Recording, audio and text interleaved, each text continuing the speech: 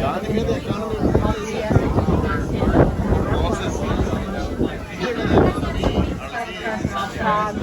Eating and drinking is not permitted, but water from the enclosed water bottles is fine. We're heading back to the specific station, so relax and enjoy.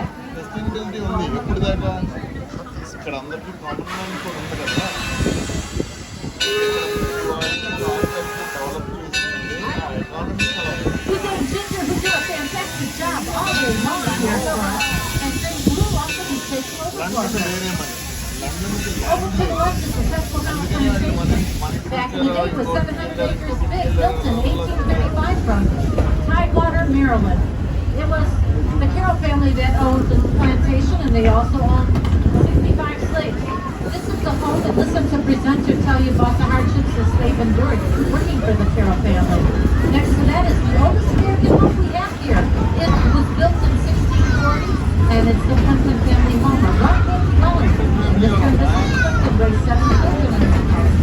Then we have the Ferris windmill that was built in 1650 from Cape Cod, Massachusetts. It's the oldest standing windmill in the country. Over at Knoxville Cottage in the background there, we have a French military right there from depicting World War I. The Daggett family farmhouse from Andover, Maryland, built in 1754 before the American Revolutionary War.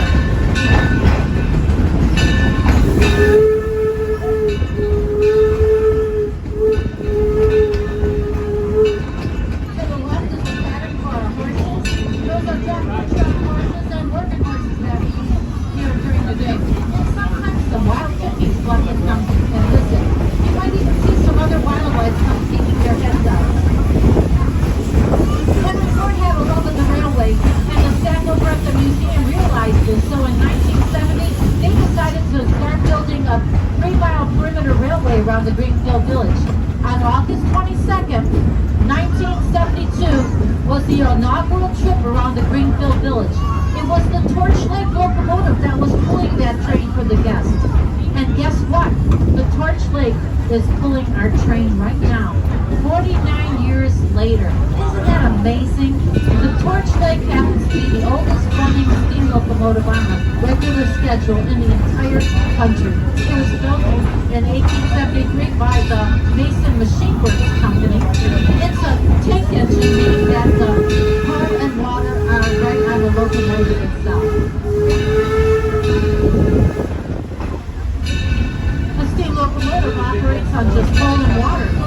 Coal is fed into the firebox until it gets really hot and heated. It heats up the water in the boiler, converting it to steam. That steam then moves through some pipes that lead the way to the pistons. The pistons start moving the wheels. Essentially, that's how a steam locomotive works.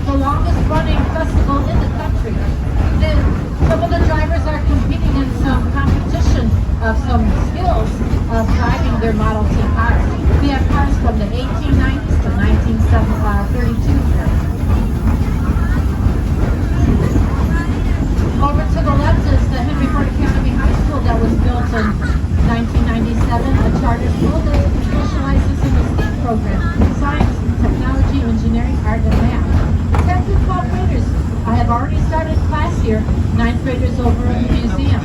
We have over 500 students enrolled this year. And these vintage Pullman cars are always reserved for our senior class. Henry Ford said, learning to do is by doing. And these students are able to take what they studied in the classroom and go into the village and museum and see firsthand what it was that they studied. To be a student here at the Henry Ford Academy High School, one must live in Wayne County, Michigan. After submitting an application, it's the luck of the draw that your application is full so that you can attend high school here 4 years tuition free. The Henry Ford Museum of American Innovation is a nonprofit educational organization.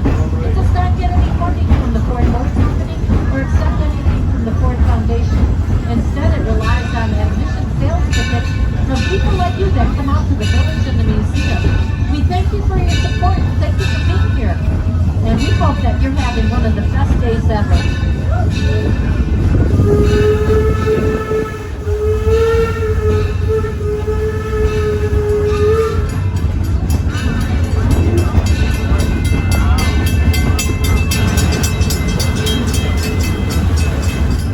Yet another program.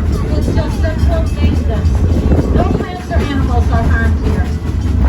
At the end of a 30-day run, this locomotive at the end of September will go into the roundhouse. They'll drain all of the water out of that boiler and they'll do a complete descaling of the wall. And that's how they take care of these steam locomotives. That's what our people in the roundhouse do. Look up the hill over to the left, you'll see a chapel of Ford built in honor of his mother-in-law, Martha Bryant, and his mother, Mary Ford. Since 1935, many wedding celebrations have been celebrated in this non-denominational chapel. Next to us is the Taste of History restaurant. It closes at 9 o'clock, but you can still get some wonderful food here. The menu selections come from our historic homes here at Greenville Village. The Taste of History restaurant, located next to that, is more of a historic dining experience where when you walk through the doors, you step back in 1850. Waitstaff dressed in period clothing will hand you a menu with food selections from that time period as well. They stop serving at 8 o'clock. No reservation is needed. It's based on first come, first served.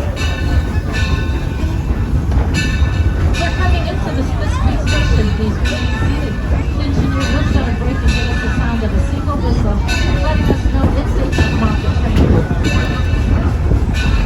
You're going to exit to your left side at the station. We'll find Jerry, our station master, the locomotive, and also Tom, our conductor. We're going to be here for about 4 minutes.